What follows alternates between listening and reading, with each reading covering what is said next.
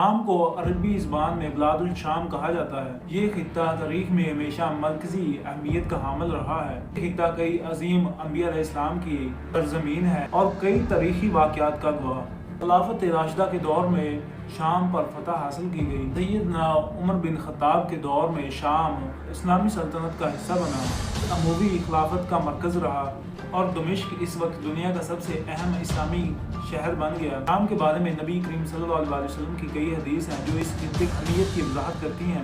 نبی کریم صلی اللہ علیہ وسلم نے فرمایا، اے اللہ ہمارے شام اور یمن میں برکت عطا فرما۔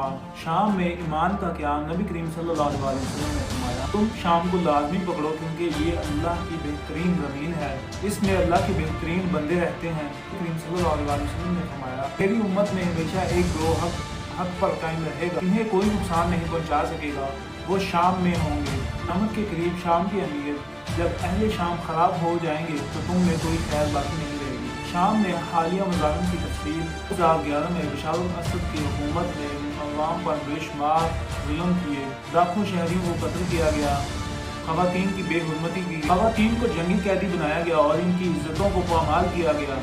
حلب، اطلب اور دیگر شہروں کو بمباری سے تباہ کر دیا گیا۔ اسرائیل نے شام کے بحران سے فائدہ اٹھاتے ہوئے ان کی پہاڑیاں اپنے قبضے میں رکھی اور شام کے کئی علاقوں پر بمباری کی۔ امریکہ اور یورپی طاقتوں نے شام میں داعش اور دیگر شدت پسند گروپس کو تقویت دے کر مسئلے کو مزید پیچیدہ کر دیا۔ پاکستان اور روس نے بشار الاسد کی حکومت کو مضبوط کرنے میں مدد دی، جس سے عوام کے مظالم میں اضافہ ہوا۔ شام کی جنگ اور مجاہدین کی تحریک 2011 میں عوامی مظاہروں کے بعد مختلف اسلامی گروہوں نے ہتھیار اٹھائے اور حکومت کے خلاف لڑائی شروع کی۔ یہ تحریک عوام کے حقوق کے مفاد کے لیے تھی۔ مجاہدین کے گروپ الحوار الشام عوامی حمایت کے لیے مشہور، النصرہ فرنٹ القاعدہ سے وابستہ گروپ، حلف الشام حکومت کے خلاف مضبوط قوت، آزادی کی کوشش اور مشکلات۔ مجاہدین نے کئی علاقوں پر قبضے کیے جن میں ادلب، حلب اور دمشق شامل ہیں۔ یہ ان مجاہدین کی جدوجہد کی داستان ہے جنہوں نے اللہ کی رضا کے لیے اپنی جانوں کے نذرانے پیش کیے۔ شام کی موجودہ صورتحال، شام جو کبھی اسلامی خلافت کا مرکز تھا، پچھلی کئی دہائیوں سے ظلم و جبر کا شکار رہا۔ بشار الاسد کی حکومت جو ایک ظالم اور جابر حکومت تھی، اپنی عوام پر ایسے ظلم ڈھائے کہ جن کی مثال تاریخ میں بہت کم ہی ملتی ہے۔ یہاں کے بازار اور گلیاں بشار الاسد کے ظلم کی گواہی دیتی ہیں۔ یہ ان مجاہدین کی جدوجہد کی داستان ہے۔ ان کا مقصد ایک ہی تھا، شام کو آزاد کروانا، ظلم کے اندھیرے ختم کرنا۔ ابو محمد الجولانی یہ گروہ بشار الاسد کی افواج کے خلاف سب سے متحرک رہا۔ ان گروہوں نے اپنی حکمت عملی اور بہادری اور جرأت کے ساتھ حکومتی فوجوں کے کئی مضبوط قلعوں پر قبضہ کیا۔